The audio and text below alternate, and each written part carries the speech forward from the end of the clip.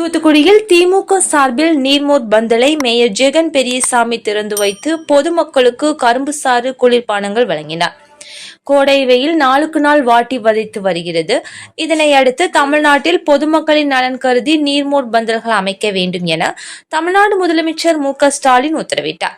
அதன்படி தூத்துக்குடி 60வது அடி சாலை, பெர்சன் பிளாசா எதிர்ப்புறம் மற்றும் போல்பேட்டை 3ஆம் கேட் மேம்பாலம் அருகில் ஆகிய பகுதிகளில் நீர்மோர் பந்தல்கள் அமைக்கப்பட்டுள்ளது. அதனை திமுக தலைமை செயற்குழு உறுப்பினரும் மாநகராட்சி மேயருமான ஜெகன் பெரியசாமி திறந்து வைத்தார். தொடர்ந்து பொதுமக்களுக்கு கரும்பு சாறு, பழரசம், மோர், ரோஸ் மில்க், இளநீர், எலுமிச்சை ஜூஸ், நொங்கு, பதநீர், வாழைப்பழம், தர்பூசணி, வெள்ளரிக்காய் உள்ளிட்ட குளிர்பானங்களை மேயர் ஜெகன் பெரியசாமி வழங்கினார்.